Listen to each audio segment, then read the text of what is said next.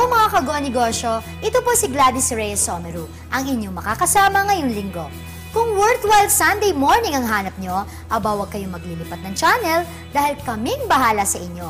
Kami po ang magbibigay saya, kaalaman at inspirasyon sa panibagong linggo ng pagnenegosyo. Ito pa rin po ang inyong #1 negosyo partner on TV.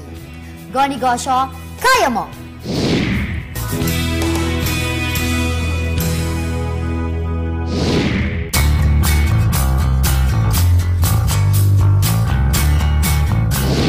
Driver lang po ako na isang magaling na negosyante. Ay gusto ko po ma-accomplish yung mga nagawa niya. Ngayon, paano po ako magsisimula? Unang-una, no, whether yung ating trabaho ngayon o yung pinagkakabalan natin ngayon nandun sa sasabihin na nating nasa pinakamababang antas sa pagtatrabaho. Unang-una, lagi ko sinasabi sa aming organisasyon, dapat nandun lagi yung dignity of work. Meaning to say, yung pinagkakabalahan natin malaking bagay dun sa tinutulungan natin. So for example, kung ang existing na pamilya na pinaglilingkuran mo nasa isang negosyo na sa tingin mo kaya mo namang gawin at sobra kang nai-inspire dun sa nangyayari dun sa pamilya, dun sa boss mo, siguro we have to take a few steps. Unti-unti natin munang simulan na alamin muna, ano ba ang kapabilidad ko? Nakikita kong successful ang aking mga boss sa ngayon. Pero ang tanong doon, am I equipped? Equipped ba ako doon sa katulad na negosyo dahil lamang na-inspire ako? Maganda yon na ini-inspire tayo ng nakikita natin sa paligid natin. But we have to ensure, ano ba yung skill ko? Kung gagaya-gaya yung Me Too attitude, baka hindi tayo mag-succeed. Siguro pinakamaganda nito, simulan natin. Ano ba ang pwede kong gawin? Ano ba ang nalalaman ko? Ano ba yung kapabilidad ko? Ano yung makakatulong sa akin? Ano at magbibigay sa akin ng sustainable na pagnanegosyo? So, while maganda yung nakikita mo na pag-unlad na sa ngayon, sa pinaglilingkuran mo, ang pwedeng kasing mangyari dyan is that kung gagayahin lang naman natin at hindi tayo handa dun sa papasukin natin na yon, baka hindi rin tayo mag-succeed. So, ibig sabihin, magiging mababaliwala yung effort na gagawin natin.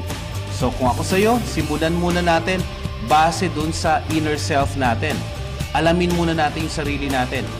Skills? Ano yung pwede kong ibigay dito sa skills na to? Ano yung gusto ko? Ano yung karaniwang magbibigay sa akin ng happiness kung gagawin ko man to o papasukin kong to. Now, take into consideration na nai-inspire tayo nung nakikita natin sa ating existing na pinaglilingkuran.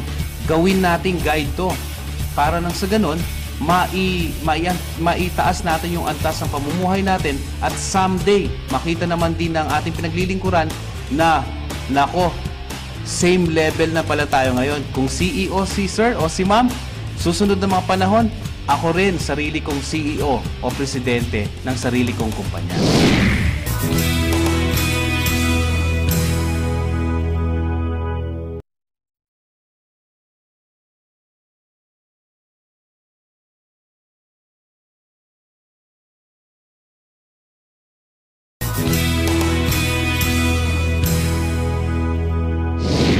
Meron ka bang mga pinaniniwalaang swerte at malas sa negosyo? Aba, pagdating sa ganyang topic, tayo mga Pilipino hindi magpapahuli. Kaya naman nagtanong-tanong kami at narito po ang top 5 Pinoy favorite negosyo superstitions.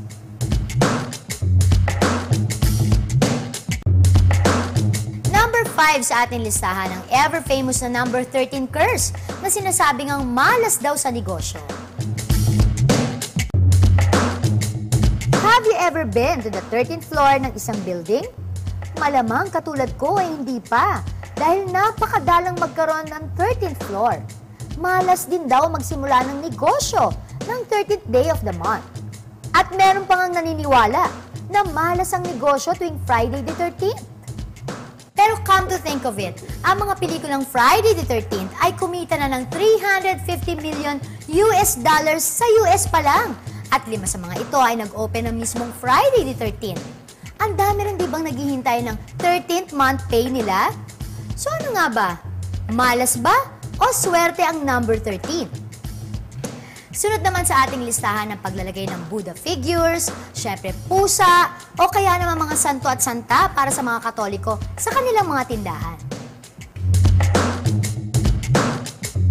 I'm sure ilang beses ka nang nakakita ng pusang kumakaway, o kaya naman palakang may kagat na pera sa binibilhan mong tindahan. Hindi na iba sa atin ang mga tradisyong Chinese na to, na tumatak na bilang parte ng ating kultura. At para sa mga Katoliko nga, ang paglalagay ng imahe ng mga santa at santo ang pinaniniwalaang nakapagdadala ng swerte at pag-unlad sa negosyo. Kung malas ang number 13, sinasabi naman na swerte daw sa negosyo ang number 8. Alam niyo ba kung saan nagsimula ang paniniwalang ito? Sabi ng mga Chinese, swerte daw sa kahit na anong gamit ang number 8. Dahil ito daw ay 2 pabilog. At kung isusulat mo, it's the only number na pataas ang dulo. Kaya naman kahit ano, basta may numero 8, swerte daw sa negosyo.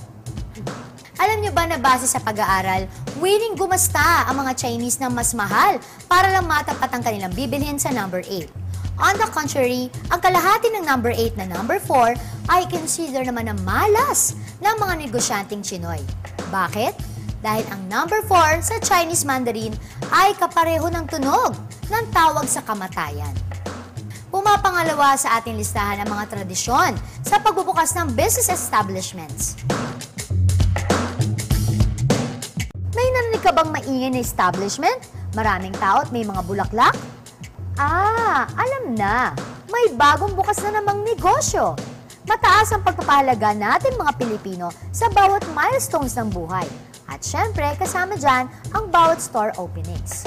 At syempre, number 1 sa ating listahan, ang sikat na Buena Mano Traditions. Ang Buena Mano ay Spanish term para sa good hands o mabuting kamay. Marami at iba-ibang ating mga Buena Mano Traditions. Pero pinakapatok ang pagtapik ng unang bayad sa mga paninda at sa unang customer as a sign of good luck para sa benta sa araw na yun. Ang ilan naman, pumapayag na magbigay ng discount o tawad sa unang customer. At syempre, sa unang customer pa lang, dapat todo smile at todo asikaso para ganahan sa buong araw. O diba, nakakatuwa ang mga tradisyon natin sa pagnenegosyo? May dalamang swerte ito o malas. Ang importante, ang mga tradisyong ito ay nagbibigay kulay at sagana sa ating buhay bilang mga negosyante.